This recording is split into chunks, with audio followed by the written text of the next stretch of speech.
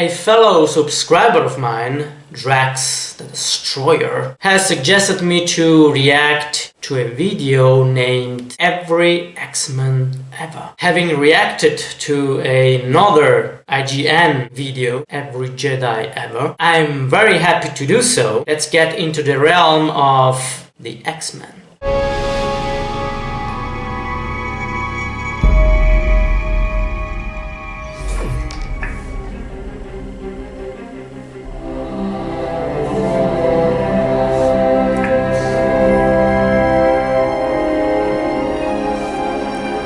It all began in 1963 when Marvel debuted Stan Lee and Jack Kirby's The X-Men. Most of the original members of the team were all present and accounted for in that first issue. But we would eventually learn how they joined Xavier's group in flashback stories that would come in the years to follow. Cyclops, Iceman, the Angel, and the ever-agile Beast represented those first students. This core group, along with Jean Grey, also known as Marvel Girl, would remain at the center of the team for the next 12 years, with only the occasional variation. Jean was actually the only member of Xavier's first class to join in issue 1, though later continuity would tell us that she had actually known the Professor and worked with him for years prior. I know that in already! In 1966, the first new team member came and went pretty quickly. Mimic Never heard of lasted him. all of 3 issues before losing his powers. Changeling soon followed, disguised as Professor X, only to die 2 issues later. Never heard of him either. And her man Polaris? the brother of Cyclops, would become on-again, No off-again clue. members. Of And in her. 1970, Marvel Havoc. actually stopped printing new X-Men stories for 5 years. But don't worry, in 1975, the team was rebooted with almost all new members. In the late Nightcrawler. 70s, all new, all different X-Men consisted of an international lineup. The German Nightcrawler, the Canadian Wolverine? Who's that? Banshee from Ireland, Storm from Kenya, the Japanese Sunfire, Colossus from Russia, and the Native American Thunderbird. Banshee. Oh, Their first Banshee! mission was to save the original team from the living X-Men mutated First island Class, called Krakoa. first At appearance. the end of that adventure, only Cyclops stayed on from the first group. He would lead these new X-Men until Storm took over in issue 139. Years later, a group of doomed X-Men was retconned into this time period. They attempted to save the original team from Colossus. Krakoa and failed. Only then was the Will have international a team major we know part so in well activated by Deadpool, I Xavier. think. This would soon become a Thunderbird. golden age for the book, as writer Chris Claremont came on Don't know board him. for his legendary 16-year run. Teaming with artist John Byrne in Phoenix particular Force, resulted Jean in Grey. iconic storylines like the Dark Phoenix Saga and Days of Future Past. By the early 80s, the roster began to become more fluid, with members coming and going a bit more Shadowcat? often. New teammates like Kitty Pryde, the youngest Don't know X-Men her. at the time, Kitty's faithful dragon Lockheed, and Rogue, a former Lockheed. villain, would join the group. And No even clue. the X-Men's ultimate nemesis, Magneto, saw the light and became the Rogue. new headmaster at his old friend Xavier's school. For a time, anyway. During this period, the first of what would eventually become many different X-Men spin-off teams arrived. Marvel Girl. The New Mutants were a selection of students solely meant to be trained in their powers and not see combat, as if that was ever going to happen. Another offshoot of the team came in 1986 called X-Factor. Longshot. Made up of the original 5 X-Men, Don't know this including the character recently either. resurrected Jean Grey, this group was estranged from the Psylocke. current X-Men team We'll for see several that years. character. And the X-Men lineup Apocalypse. became even more diverse, with time X-Men. travelers, interdimensional beings, and even disco queens joining up. In 1989, when the X-Men were believed dead after the Fall of the Mutants storyline, a band of the team's allies called the Muir Island X-Men joined together for a very brief stint. By the early 1990s, the X-Men themselves were now popular enough to spawn a second comic featuring the core We're group. going to see her Artist in Jim Lee, a rising Apocalypse star at too, I Marvel, think. who today is one of the most popular comics Gambit, creators ever, will worked we on the main ever X-book, Uncanny see X-Men, a before feature moving movie on to X-Men Volume 2. He provided the art with him? and co-wrote the book. The first issue Bishop. of which is still the best-selling comic of all time, with Don't sales know him. of over 8.1 million copies. In this era, fan favorites like Gambit Revenge. and Bishop debuted and became part of the team, In Remember? fact, there were so many X-Men now that they had to divide into two Cannonball, separate groups, a ball, the blue and ball. gold teams. The New Mutant Cannonball No finally clue. graduated to full X-Men status. Joseph. Meanwhile, his old team had morphed into a group called X-Force. A British team of mutants called Excalibur was also active now. And the members of X-Factor, Cyclops, Jean Grey, Angel, Iceman, and Beast, finally rejoined their old teammates as Rain well. again. Two different What? alternate reality Sparling. versions of Cyclops and Jean Oh. Grey's son also reported for duty. Cable and Nate Gray.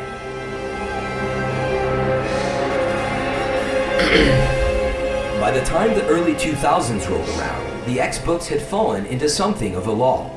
But when writer Grant Morrison, along with artist Frank Quitely, took over X-Men Volume 2 in 2001, he also took the mutants to new storytelling heights.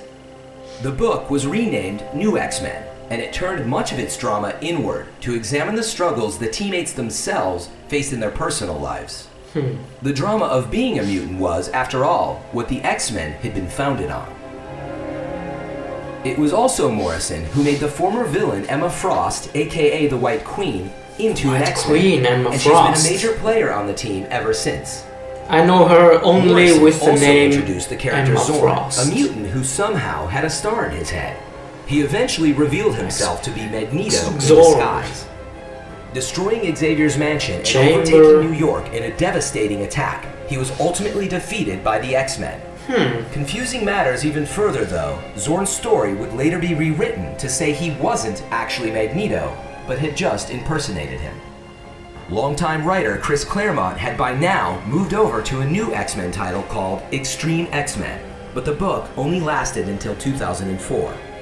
Also in 2001, Marvel launched Ultimate X-Men, which rebooted and reimagined many familiar characters like Wolverine and Cyclops. Juggernaut. This take on Xavier's mutants existed Juggernaut, outside of the regular Juggernaut. series reality and was written by Mark Miller. In the mid-2000s, Extreme X-Men was replaced by another new book, Astonishing X-Men. That title was written by Joss Whedon, best known at the time as the creator of Buffy the Vampire Slayer. But Whedon would eventually go on to direct the first Avengers movie as well as its sequel. Whedon Age of started Ultron. as a comic book While writer? following up Morrison's new X-Men would be tough, Whedon's time with the mutants proved to be a hit. Astonishing featured Whedon's trademark ability to meld great character work with cool action and, of course, plenty of humor. By now, the roster of X-Men was frequently in flux, with several teams operating in multiple modes. Warpath. New members came and went more often, and an array of former X-Men foes like Sabretooth, Lady Mastermind, and Omega Sentinel would join the team. Many other mutants were also featured in the books now, most of them students at the Xavier Institute for Higher Learning. Though not technically X-Men, these kids often found themselves in the heat of battle, and some would eventually be recruited to full-team status. Meanwhile, the House of M storyline during this period saw an Avenger, the Scarlet Pixie. Witch, use her abilities to take away the powers of some 90% of the mutant population of planet Earth, including her father Magneto and her brother Quicksilver. But even with this cataclysmic event, new members kept finding their way to the X-Men all the same. Don't know them. By the end of the 2000s, the X-Mansion had been destroyed again, and the X-Men were thrown into disarray. But Cyclops led the charge in rebuilding the team with their new headquarters in San Francisco. A storyline during this time called Dark Reign overtook the entire Marvel Universe, including the X-Men. This tale led to Prince Namor finally joining the X-Men, which was appropriate since he's really the first Marvel mutant character ever. He was actually created in 1939 before Marvel even existed as a company. In Dark Reign, longtime Spider-Man foe Norman Osborn rose to power after a Skrull invasion of Earth. Osborn then appointed Emma Frost and Namor as leaders of a group called the Dark X-Men, which included Cloak and Dagger. Not officially sanctioned by the real X-Men, the Dark X-Men was made up of several characters who would soon turn on Osborn and join the actual team. Eventually, Cyclops and Wolverine had a falling out, with Wolverine returning to the X-Men's original home in Westchester, New York. There, he Hope and several Summers? other X-Men rebuilt Xavier's Is school, she a, which was now called sister the Jean Grey School for Higher of the Learning. Summers This, of course, brothers? opened up the doors to even more new mutants, Dupe. including some truly outlandish characters like Dupe and Krakoa. This Krakoa is actually a male spawn of the original, whom the X-Men had previously encountered. He was used by the Hellfire Club to attack the Jean Grey School for Higher Learning, but was fended off by new characters like Warbird. Both characters would eventually join the X-Men. In 2013, fan-favorite writer Brian Michael Bendis launched a book called All New X-Men. The concept behind this title featured the original team of 5 who traveled through time into the future to meet their older, not always wiser selves. Bendis also Firestar. resurrected the Uncanny X-Men title. I Here, only Cyclops know set her up a rival from school named after his Spider-Man mentor, Charles and Xavier, His which was Amazing built on the site of Friends Wolverine's old Weapon X cartoon facility. TV show from the And perhaps our 80s. favorite X-Man is one we never even knew about until 2014. Forget-Me-Not. His mutant power is to be Forget-Me-Not. forgotten, which means he's been on the team for years, but no one really remembers it. Not even you. There are so many of them.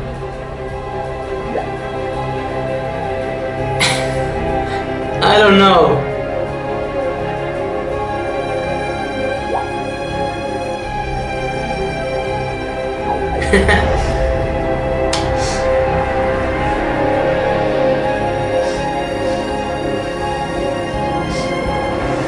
I love the music.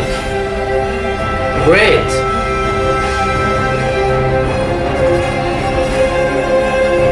X-Men like.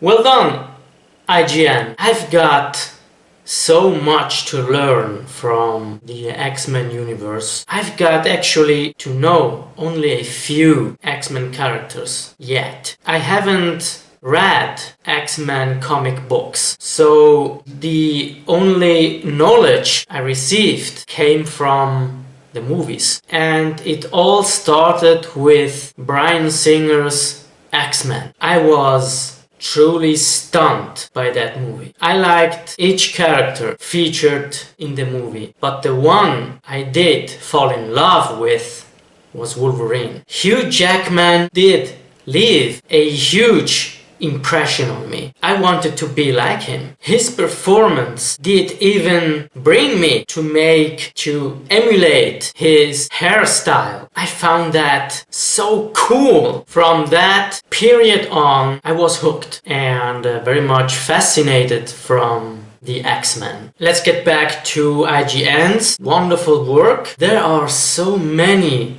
X-Men characters I didn't know about. There were characters who didn't make it. We got even characters who did go through a change of name or of the character itself. Major characters we all know from the movies are actually reincarnations from the originals created in '63. We got also characters which have the same name, but I have to watch this again to learn if they share the same character as well with the similar name, or if they did go through a change of developing. Anyways, I'm very eager to know more about the X-Men background, and thanks to this fantastic illuminating work, I did learn much of new things, which I'm very grateful for. So, what about you guys? Did you like this very informative video? Who's your favorite X-Men character? Whatever you think, whatever you feel, let me know below. Thank you very much for stopping by once again. It's very much appreciated. If you like this video and its content, just thumbs up. Feel free to subscribe anytime. Stay tuned and be well.